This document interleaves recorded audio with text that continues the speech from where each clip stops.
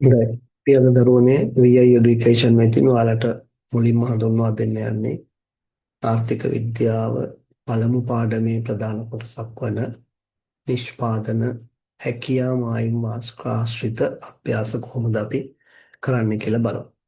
විශේෂයෙන්ම ඔබට උසස් පෙළ ආර්ථික විද්‍යා ප්‍රශ්න පත්‍රයේ පළමු ප්‍රශ්නය තුල හැකියා මායිම් වාස්කාශ්‍රිත විවිධ අභ්‍යාස ලැබෙනවා. ඉතින් අපි අද උත්සාහ කරනවා ඒ වගේ හැකියාමායිම් වක්‍ර ආශ්‍රිත වෙනස් වීම කොහොමද හැකියාමායිම් වක්‍රයකින් නිරූපණය කරන්න කියලා. ඉතින් අපි ප්‍රවේශ වෙමු වීඩියෝ එකට. මේ හැකියාමායිම් වක්‍ර ආශ්‍රිත වෙනස් වීම කිව්වම පුතේ ඒකේ තියෙනවා විවිධ ප්‍රධාන ක්‍රම දෙකක්. එකක් තමයි අපි ඔබ කවුරුත් දන්නවා අපි ප්‍රායෝගික හැකියාමායිම් වක්‍රයක් නිරූපණය කරන්නේ වැඩෙන ආවස්තික පිළිවෙත් සහිතව. ඉතින් අපි කෘෂිකාර්මික සහ කාර්මික කියන භාණ්ඩ වර්ග දෙක නිරූපණය කරමින් හැකියාමායිම් වක්‍රයක් ඇන්දොත් ඔබ පේන මේ ආකාරයේ දැන් මේ හැකියාමායිම් වක්‍රයේ සිදුවන එක වෙනස් වීමක් තමයි නිෂ්පාදන ලක්ෂයේ සිදුවන වෙනස් වීම. ඒ කියන්නේ අපි අඳින හැකියාමායිම් වක්‍රය එලෙසම තියෙනවා. නමුත් නිෂ්පාදන ලක්ෂ්‍ය වෙනස් වෙනවා. දැන් ඔබ දන්නවා මේ වගේ නිෂ්පාදන සංයෝගය වක්‍රය ඇතුළත ලක්ෂයක පිහිටන්න පුළුවන්. ඒ වගේම මේ නිෂ්පාදන සංයෝගයේ වක්‍රය දෙසට ගමන් කරන්න පුළුවන්. හරි. ඒ වගේම අපි දන්නවා මේ හැකියාමායිම් වක්‍රයේ මත තියෙන නිෂ්පාදන සංයෝගයක් තවත් නිෂ්පාදන සංයෝගයක් වෙත හැකියාමායිම් වක්‍රයේ මතම වෙනස් වෙන්නත් පුළුවන්. ඒ වගේම මේක හැකියාමායිම් වක්‍රයේ මත තිබ්බ නිෂ්පාදන ලක්ෂයක් වක්‍රය ඇතුළත ලක්ෂයකට යන්නත් පුළුවන්. ඉතින් මෙන්න මේ ආකාරයේ හැකියාමායිම් වක්‍රය විතැන්වීමක් වෙනස් වීමක් නැතුව නිෂ්පාදන සංයෝගයේ වෙනස් වෙන්න පුළුවන්. ඉතින් මේවට අදාළ වෙන ආර්ථික සිදුවීම් රාශියක් තියෙනවා පුතේ. ඔබ දකින්න මෙහෙමත් දැන් අපි හැකියාමායිම් වක්‍රයෙන් පිටතත් නිෂ්පාදන සංයෝගයක් ලකුණු කරලත් අපි ආර්ථික සිද්ධි නිරූපණය කරනවා. ඉතින් මේ තියෙන්නේ හැකියාමායිම් වක්‍රයේ නිෂ්පාදන සංයෝගවල සිදුවන වෙනස් වීම. නැත්නම් අපි කියන්නේ සැබෑ නිමවම වෙනස් වීමක්. එතකොට මේක එක ආර්ථික සිද්ධිවලදී කොහොමද මේක හැසිරෙන්නේ කියලා ඔයාලා අවබෝධ කරගන්න ඕනේ. දැන් ඔබ දැනටමත් දන්න සරල සංකල්ප ටිකක් මම පෙන්නන්නම්. දැන් අපි හැකියාමායිම් වක්‍රයක පිටත ලක්ෂයකින් පෙන්නනවා සම්පත් හිගකම. නේද? එහෙම නැත්නම් අපි හැකියාමායිම් වක්‍රයක ඇතුළත ලක්ෂයකින් පෙන්නනවා සම්පත් වල වුණ උපයෝජනය. මීට අමතරව අපි බැලුවොත් විවිධ ආර්ථික සංසිද්ධි වලදී මේ නිෂ්පාදන ලක්ෂ වෙනස් වෙන්නේ කොහොමද කියලා අපි බලමු. දැන් මේ බලන්න ඊළඟට අපි පොඩි සිද්ධියක් ගන්නවා. මෙතෙක් භාවිත නොවූ ග්‍රාමීය සම්පත් නිෂ්පාදනයට යොමු වීම කියලා ආර්ථික සිදුවීමක් අපිට දෙනවා. දැන් මේක ඇත්තටම සිදු වෙලා තියෙන්නේ ආර්ථිකයේ තිබ්බ සම්පත් භාවිතයට ගන්න තු තිබ්බේවා නැවත නිෂ්පාදනයට එකතු කර ගැනීම. ඒතර අපි දන්නවා හැකියාමායිම් වක්‍රයක් ඇඳාම් පුතේ මේ විදිහට අපි නිෂ්පාදන සංයෝගයේ වක්‍රය ඇතුළත ලක්ෂයක තියෙනකොට තමයි අපිට කියන්න පුළුවන් භාවිත නොවූ සම්පත් තිබිලා තියෙනවා කියලා. ඉතින් ඒවා නැවත භාවිතයට ගත්තාම මේක නිෂ්පාදන ලක්ෂයේ වක්‍රයේ දෙසට යනවා. අපිට මේක මේ ලක්ෂය අඳින්න බෑ වක්‍රය මතටම යන්න. මොකද හේතුව අපි දන්නේ භාවිත නොවූ සියලු සම්පත් නිෂ්පාදනයට එකතු කරගෙන ආර්ථිකය පූර්ණ සේවා නියුක්ති මට්ටමට ළඟා වුණාද කියලා අපිට කියන්න බෑ. ඒ නිසා මේ සිද්ධිය හැටියට භාවිත නොවූ සම්පත් නිෂ්පාදනයට එකතු කරගත් නිසා නිෂ්පාදන සංයෝගය වක්‍රයේ දෙසට ගමන් කිරීමක් වෙනවා. ඒතර මේ තියෙන්නේ අර මං ඉස්සල්ලා කිව්ව නිෂ්පාදන සංයෝගවල වෙනස් වීමක් හැකියාමයි වක්‍රයේ. හොඳයි. අපි ආය බැලුවොත් මේ වගේ සිද්ධියක්. ඒතර මේ තියෙන හැකියාමයි වක්‍රයේ දෙවන වෙනස් වීම. ඒ කියන්නේ අර නිෂ්පාදන සංයෝග වෙනස් වෙනව වෙනුවට වක්‍රයේ නිෂ්පාදන හැකියාමයි වක්‍රයේම විතැන්වීමක් සිදු වෙනවා. එහෙම විතැන් වෙනවා කියලා කියන්නේ මෙන්න මේ සිද්ධිය තමයි අපි පැහැදිලි කරන්නේ. කියන්නේ හැකියාමායිම් වක්‍රයක් වෙයි නිර්මාණය කරනකොට ඔබ කවුරුත් දන්නව දරුවනේ අපි උපකල්පන කීපයක් මතනේ මේක ගොඩනගන්නේ. විශේෂයෙන් ඔබට මතකයි අපි කියනවා සම්පත් සම්භාරය නොවෙනස්ව තියෙන්න ඕනේ. ඒ වගේම නිෂ්පාදන තාක්ෂණය වෙනස් වෙන්නේ නැහැ කියලා. ඉතින් මෙන්න මේ උපකල්පන දෙකම හෝ එකක් බිඳ වැටෙනවා. ඒ කියන්නේ බිඳ වැටෙනවා කියන්නේ මේ වෙනස් වෙන්නේ නැහැයි කියන දේවල් වෙනස් වෙනවා. එහෙම වෙනස් වුණාම හැකියාමායිම් වක්‍රය ඇත්තටම විතැන් වෙනවා. ඉතින් අපි කියන්නේ විතැන්වීම සඳහා බලපාන ප්‍රධාන සාධක දෙකයි. ඒ තමයි සම්පත් සම්භාරය වෙනස් වීම සහ සම්පත්වල ඵලදායීතාවය වෙනස් වීම. ඉතින් අපි බලමු කොහොමද මේ හැකියාමායිම් වක්‍රයේ විතැන්වීම සිදුවන ආකාරය කොයි වගේද කියලා. ඔබට පේනවා මේ තමයි හැකියාමායිම් වක්‍රයේ විතැන්වීම.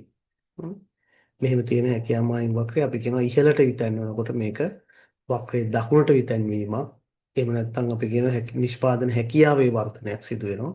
එහෙම වෙන්න නම් එක්ක සම්පත් සම්භාරය වැඩි වෙන්න ඕන. එහෙම නැත්නම් සම්පත්වල ඵලදායිතාව වැඩි වෙන්න. එහෙම නැත්නම් මේ හැකියා මායිම් වක්‍රය මේ විදිහට වමට විතැන් වෙන්න නම් සම්පත් සම්භාරයේ අඩුවීමක් හෝ ඵලදායිතාවේ අඩුවීමක් තියෙනවා. ඒතර පුතේ සමහර ප්‍රශ්නයකට අපිට කියන්නේ හැකියා මායිම් වක්‍රයක් දකුණට විතැන් වීමට බලපාන සාධක. එහෙම නැත්නම් නිෂ්පාදන හැකියා මායිම් වක්‍රය නිෂ්පාදන හැකියාව වැඩි වීමට බලපාන සාධක. නිෂ්පාදන හැකියාව වැඩි වෙන්න බලපාන්නේ රටේ සම්පත් සම්භාරය වැඩි වීම හෝ ඵලදායිතාවය වැඩි වීම. ඒතර අපි ප්‍රශ්නය අහනකොට දකුණට විතැන්වීමට බලපාන සාධක කියලා අපි හරියටම නිශ්චිත කරන්න ඕනේ දකුණට විතැන්වීමට. දක්වලට අපි පුරුද්දට ලියන එකක් තමයි සම්පත් සම්භාරය වෙනස් වීම කියලා.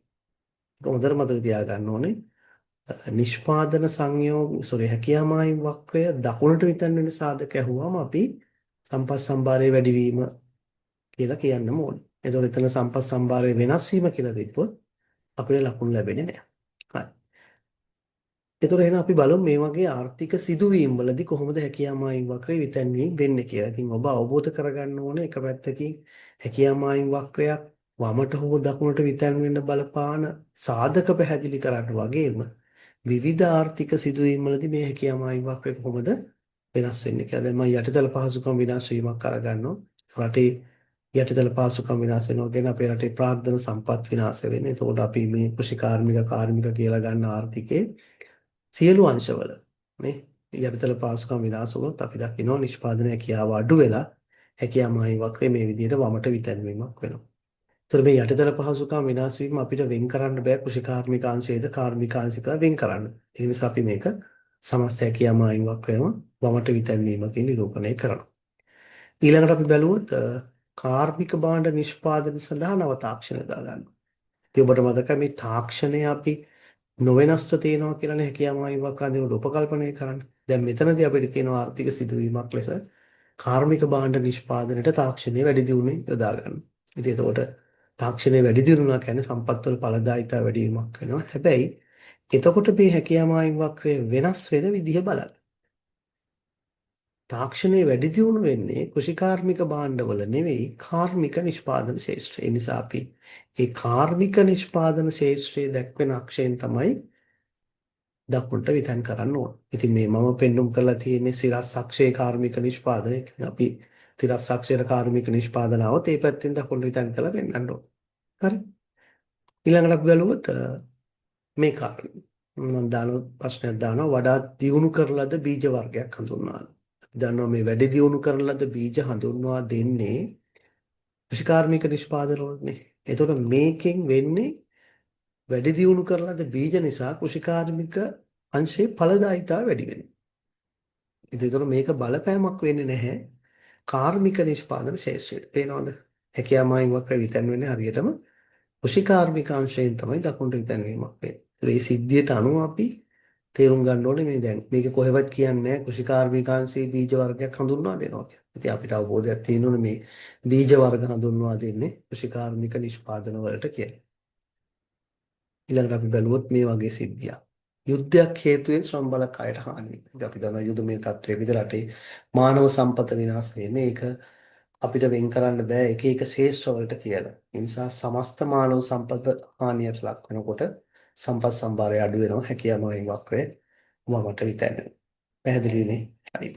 ඒ දැන් බලන්න මම තවත් සිද්ධි කීපයක් අරගෙන තියෙනවා මේ වගේ සිදුවීම් කොහොමද හැකියා මායිම් වක්‍රයක නිරූපණය කරන්න කියලා අපි පොඩ්ඩක් බලමු. දැන් පළවෙනි එක තියෙනවා රටකින් බැහැරව සිටි වෘත්තිකයන් සැලකිය යුතු පිරිසක් නැවත පැමිණෙනවා. දැන් මේ රටින් බැහැරව සිටි වෘත්තිකයෝ අපේ රටේ කාලයක් තිබ්බනේ වෘත්තිකයෝ රටින් බැහැරව යනවා. ඒතර මේ මානව ප්‍රාග්ධනය තමයි අපිට අහිමි වෙන්නේ. ශ්‍රමය තමයි අහිමි වෙලා තිබුණේ. ඒතර දැන් මේ කට්ටිය නැවත රටට එනවා කියන්නේ අපේ රටේ ශ්‍රම සම්පත වර්ධනය වෙනවා නැත්නම් මානව ප්‍රාග්ධනය වැඩි වෙනවා. ඒකෝල අපිට හැකියා මායිම් වක්‍රයේ දකුණට විතැන්වීමකින් තමයි අපි ඒක නිරූපණය කරන්නේ. පැහැදිලිනේ? ඒ කියන්නේ සම්පත් සම්භාරය වැඩිවීමක් වෙලා තියෙනවා. ඒක අපි හැකියා මායිම් වක්‍රයේ දකුණට විතැන්වීමකින් නිරූපණය කරනවා. හරි. ඊට අමතරව අපි ගත්තොත් මේ වගේ සිද්ධියක්. දැන් ස්වභාවික ආපදාවක් හේතුවෙන් රටක ප්‍රාග්ධන සම්පත් විනාශ වෙනවා. සම්පත් විනාශ වෙලා නිසා අපේ රටේ සම්පත් සම්භාරයට අඩු වෙලා තමයි තියෙන්නේ. ඒ නිසා මේ අඩුවීම අපි නිරූපණය කරන්නේ මේ විදිහට හැකියා මායිම් වක්‍රය වමට විතන් කරලා. පැහැදිලිද? එතකොට මේ සම්පත් සම්භාරයේ අඩුවීම, ඵලදායීතාවයේ අඩු වැඩි වීම මේ හැම වෙලාවකදීම වෙන්නේ හැකියා මායිම් වක්‍රය එක තැනකින් තව තැනකට විතන් වීමක් සිදු වෙනවා. අපි ඊළඟ සිදුවීම ගත්තොත් මම මේ වගේ සිද්ධියක් කරන් තියෙනවා. ඇඟලුම් කර්මාන්තයට සාපේක්ෂව සංචාරක කර්මාන්තයේ ආර්ථිකය වැඩි වේගයකින් වර්ධනය වීම කියන එක.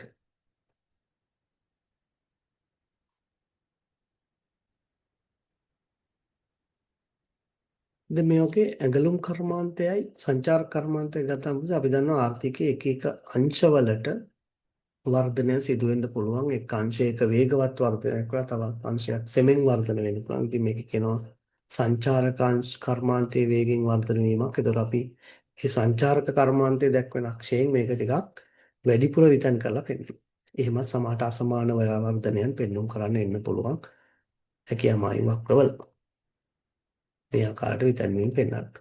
ඒ තව සිදුවීමක් ගත්තොත් අපි මේ තව ආර්ථික සිද්ධි කීපයක් මම ලකුණු කරලා තියෙන හැකියාව මායිම් වක්‍රයක් නිර්මාණය කරගන්න ලබන උපකල්පනය වනම් අපි හොඳට දන්නවාට මතකයි.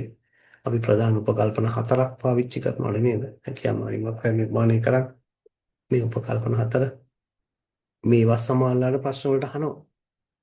නේද? හැකියාව මායිම් වක්‍රයක් ගොඩනැගීම සඳහා යොදා ගන්න උපකල්පන සරල ප්‍රශ්නයක් ඇත්තටම බොහොම අඩු ලකුණු ප්‍රමාණයකට එනවා. ලකුණු දෙකකට වගේ ප්‍රමාණයකට මේ වගේ ප්‍රශ්නයක්වත් එන්න පුළුවන්. ඒ නිසා මේවත් වැදගත් කොටස්. ඊළඟ අපි ගත්තොත් මේ වගේ හැකියාව මායිම් වක්‍රයක් විතැන්වීමට බලපාන සාධකෝ සිදුවීම් ගත්තොත් ඔබට පේනවා ඇති මෙහෙම මම ගත්තොත් දැන් හැකියාව මායිම් වක්‍රයක් මේ විදිහට වමට විතැන් වෙනවා. ඉතින් වමට විතැන් වෙනවා කියලා අහුවාම හරියටම වමට විතැන් වෙන සිදුවීම ලියන්න ඕනේ. මේකේ අහන ප්‍රශ්නේ කොටස් දෙකක් තියෙනවා. පුතේ සාධක හෝ සිදුවීම. එක්කෝ සාධක ලියන්න ඕනේ නැත්නම් සිදුවීම් ලියන්න. සාධක නම් දෙකයි තියෙන්නේ. සම්පත් සම්භාරය අඩුවීම, සම්පත්වල ඵලදායීතාවය අඩුවීම. පැහැදිලිනේ? right. ඊළඟට සිදුවීම් ගත්තොත් ආර්ථික සංසිද්ධීන් කීපයක් තියෙන්න පුළුවන්. හැකියාවයි වක්‍රයක් වමට විතර. අනිත් ඔබ දන්නවා ආර්ථික අවපාත තත්ත්වයක් නේ මේ වගේ ස්වභාවික ව්‍යසනයක් වසංගත රෝග නිසා ජනගහනය අඩුවීමක් නේද සිවිල් යුද්ධ නිසා ශ්‍රම බලකාය විනාශ වෙනවා ඒ වගේ සම්පත් සම්භාරය අඩු වෙන හෝ ඵලදායීතාව අඩු වෙන ඕනම ආර්ථික සිදුවීමක් මේකට එකතු කරගන්න පුළුවන් ආර්ථික බිඳ වැටීමක් මේ ආර්ථික අවපාත තත්ත්වයක් අපිට මේකේ නිරූපණය කරන්න පුළුවන් තවත් අපි ගත්තොත් වැඩිවන අවස්තික පිරිවැය පිරිමු කරන හැකියාවයි වක්‍රයක් ඇඳලා ඒතර අපි මේ වගේ සිද්ධි ලක්ෂණ කරන හැටි දැන් පුහුණු ශ්‍රමිකයන් විශාල සංඛ්‍යාවක් වෙනත් රටවල් කරා සංක්‍රමණය වෙනවා. අපේ රටේ ඉන්න පුහුණු ශ්‍රමය වෙනත් රටවල සංක්‍රමණය වෙනකොට මේ ආකාරයේ අපේ සම්පත් සම්භාරයේ අඩුවීමක් නෙවෙන්නේ. එතකොට අපි කියමායින් වක්‍රය වමට විතන් කරනවා. මේ තුල දැන් අපි මේ වගේ සිද්ධියක් ගත්තොත් අපි නිතර කතා කරන එකක් මේ ආර්ථික පසුබැසීම කියන එක. ආර්ථිකයේ සැබෑ නිෂ්පාදනයේ අඩුවීමක් සිද්ධ වෙනවා. එතකොට අපි හැකියාමායින් වක්‍රයේ මත පිහිටි නිෂ්පාදන ලක්ෂ්‍යය මේ විදිහට හැකියාමායින් වක්‍රය ඇතුළත ගමන් කිරීමකින් තමයි පෙන්වන්නේ. පුතේ ආර්ථික පසුබැසීමක් කියන්නේ කෙටි කාලීන ආර්ථිකයේ නිමවම පහත වැටීමක්. ඉතින් ඔබ දන්නවා ඒක. මේක දිගු කාලීනව සිදු වුණ අපේ රටේ සම්පත් සම්භාරය අඩු වුණොත් තමයි අපි ආර්ථික අපහාර තත්ත්වයක් කියලා කියන්නේ. ඒ පසුබැසීම කෙටි කාලීන නිසා සැබෑ නිමවමේ අඩුවීමක් පෙන්눔 කිරීමෙන් තමයි අපි ආර්ථික පසුබැසීම හැකියාමායින් වක්‍රය නිරූපණය කරන්නේ. මේක හරියට මතක තියාගන්න ඕනේ. නිතර නිතර අහනවා මේ වගේ සිදුවීම් හැකියාමායින් වක්‍ර ආශ්‍රිතව. හොඳයි. ඊළඟ අපි ගත්තොත් වඩා ඵලදායි පොහොර වර්ගය අපි ඉස්සෙල්ලත් මේ ගැන කතා කරා. පොහොර හඳුන්වා දෙන්නේ වෙන මොකටවත් නෙවෙයි කෘෂිකාර්මික භාණ්ඩ. ඒතකොට අපිට සමහරලාට පුතේ භාණ්ඩ වර්ග දෙක නිශ්චිතව සඳහන් කරලා නැති වුණත් ඵලදායි පොහොර වර්ගයක් හඳුන්වා දෙනවා කියනවා අපි දැනගන්න ඕනේ. ඒක කෘෂිකාර්මික අංශයට තමයි අයිති වෙන්නේ. ඉතින් ගොඩාක් වෙලා ළමයි මේ වගේ ප්‍රශ්න හරියට කියවන්නේ නැතුව ඵලදායි වඩා ඵලදායි කියන වචන විතරක් දැක්ක ගමන් ටක් ගාලා මුළු හැකියාමායින් වක්‍රයම දකුණට විතන් කරනවා. ඉතින් එහෙම වුණාම අපේ ප්‍රශ්නේ නිවැරදි නැහැ. උත්තරේ නිවැරදි නැහැ. ළමයා අවබෝධයකින් තොරව පිළිතුරු ලියලා කියලා තමයි උත්තර පත්‍රයේදී බලන්නේ. ඉතින් පොහොර වර්ගයක් කියනකොට අපි දැනගන්න පොහොර හඳුන්වා දෙන විශේෂයෙන්ම කෘෂිකාර්මිකාංශයෙන් නිසා මේක කෘෂිකාර්මිකාංශයෙන් තමයි හැකියාමායින් වක්‍රේ විතන් කළ යුතු වන්නේ. පැහැදිලිනේ? right. ඉතින් මේ වගේ ඊළඟ සිද්ධියකට ආර්ථික වෘද්ධිය අපි කවුරුත් දන්නවා නේ. ආර්ථිකයේ මූර්ත නිෂ්පාදනය අඛණ්ඩව ඉහළ යාමක් ඒ නිසා හැකියාමායින් වක්‍රයක් දකුණට විතැන්වීමක් තමයි මේකෙන් සිදුවෙන්නේ. මේ වගේ හැකියා මායිම් වක්‍රයක් දකුණට විතැන්වීමකින් ආර්ථික වෘද්ධිය පෙන්වන්න පුළුවන්. හොඳයි දරුවනේ, ඒතකොට අපි අද උත්සාහ කරේ ඔබට නිෂ්පාදන හැකියා මායිම් වක්‍ර ආශ්‍රිත විවිධ වෙනස් වීම කොහොමද අපි ලකුණු කරන්නේ සහ ඒවා පැහැදිලි කරන්නේ කොහොමද කියලා හඳුනා ගැනීම. ඉතින් මේ වගේම ඊටාම ලෙහෙසියෙන් ආර්ථික විද්‍යාවේ තවත් ඒකකයකින් හමු වෙමු. එතෙක් ඔබට සුබ දවසක්.